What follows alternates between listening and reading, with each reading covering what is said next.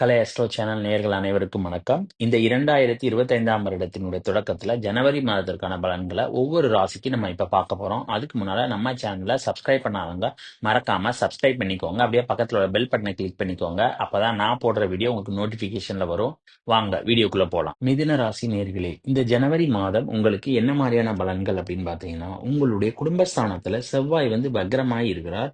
கேதுவினுடைய பார்வை குடும்பத்துல இருக்கிறதுனால குடும்பத்துல உங்களுடைய பேச்சுக்கள்னால குழப்பங்கள் வரும். அதனால நீங்கள் கடுமையான சொற்களை குடும்பத்தில் பயன்படுத்துவதை தவிர்க்க வேண்டும். 2ஆம் வீட்டிற்கு அதிபதியான சந்திரன் 2½ நாட்களுக்கு ஒருக்கா ஒவ்வொரு ராசிக்கும் சென்று வருவதால் உங்களுடைய புத்தி 2½ நாட்களுக்கு ஒருக்கா மாறிக்கொண்டேதான் இருக்கும்.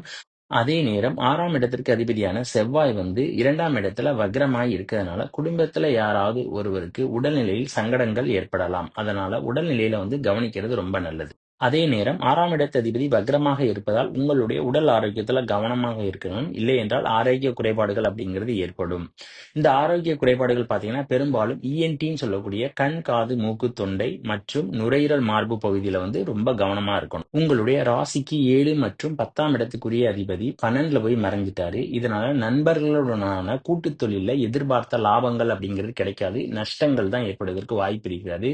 அதே நேரம் சொந்த தொழில நீங்க எதிர்பார்த்த லாபம் என்பது கிடைப்பது ரொம்ப கஷ்டம். 6ஆம் இடத்து அதிபதியான செவ்வாய் வக்ரமாகி கேதுவினுடைய பார்வையில இருக்கிறாரு. இதனால வேலை பார்க்கும் இடங்கள்ல பாத்தீங்கன்னா சின்ன சின்ன மனக்கசப்புகள் அப்படிங்கிறது இருக்கும். அதே நேரம் எதிர்பார்த்த ப்ரொமோஷன்ஸ் அப்படிங்கிறது இந்த மாசத்துல கிடைக்கிறது கஷ்டம்.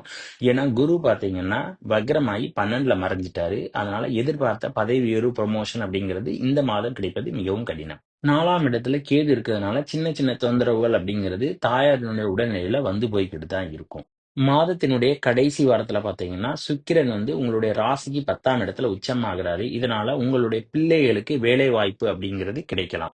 அதே நேரம் சுக்கிரனானவர் ராகுடன் சேர்ந்து 10ஆம் இடத்துல இருந்து 4ஆம் இடத்தை பாக்குறாரு. இதனால வண்டி வாங்கணும் அப்படிங்கிற ஆசையை என்னன்னா ராகு ரொம்ப தூண்டுவாரு. குருவினுடைய பார்வை வேற இருக்கிறதுனால உங்களை கடன் வாங்கியாவது வண்டி வாங்கணும் அப்படிங்கிற எண்ணத்தை உங்களுக்கு ஏற்படுத்துவார் குரு. கேதுவானவர் 4ஆம் இடத்துல இருக்கிறதுனால வண்டி வாகனங்களை செல்லும்போது கவனமா இருக்கணும். அதே நேரத்துல சொத்து வாங்கும்போது வில்லங்கங்கள் பார்த்து வாங்கணும்.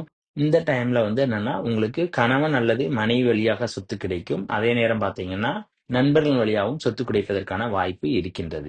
மாதத்தினுடைய ஆரம்பத்துல பாத்தீங்கன்னா உயர்கல்வி படிக்கிற மாணவ மாணவிகளுக்கு படிப்பு ஓரளவுக்கு நல்லா இருக்கும்.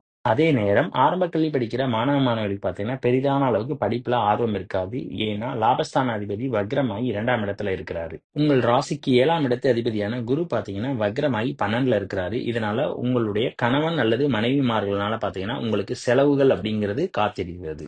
5 மற்றும் 12ஆம் இடத்து அதிபதியான சுக்கிரன் உங்களுடைய ராசிக்கு 9ஆம் இடத்துல சனியோட இருக்கிறாரு.